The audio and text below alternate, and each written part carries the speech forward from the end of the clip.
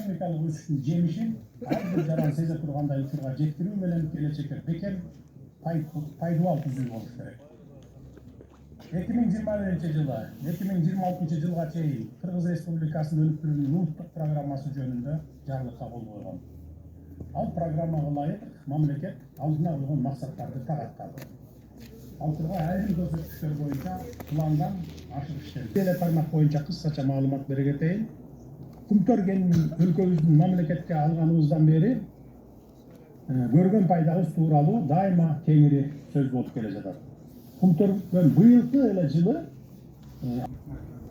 2030 жылга чейинки программага 4 негизги багыт аныктайт.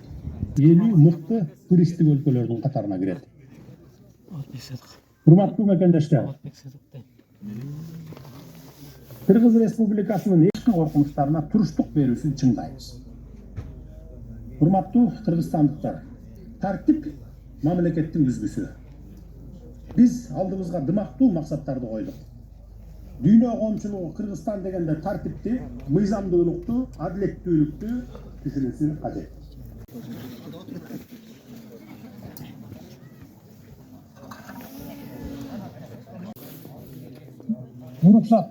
Ruhsat açıldı. Açıldı.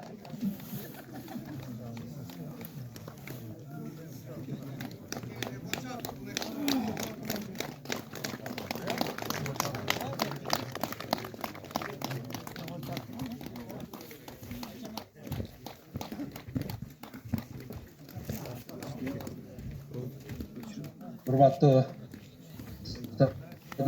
Qorgojuç, sizdin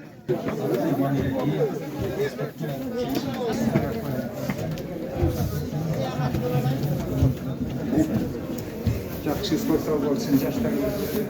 Генжешке алпас.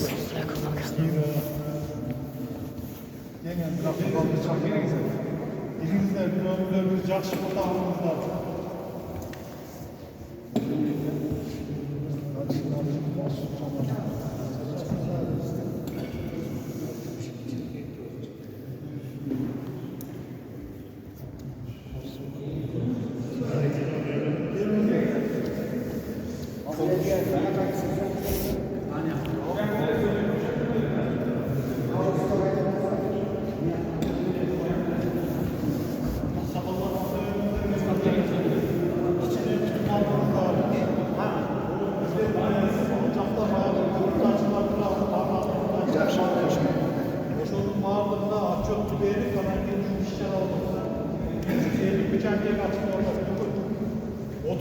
Daha açıldı. 31'de anons yimine sizlerin ayrılığınızda Çitala'da Balağaç açıldı bizde.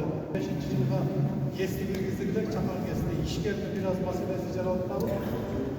26. yılda çıldırdı. Burada açılmalı oldu. 4.14 var. İşkerde ustadan gelme. Takımda olan. Kız, bana her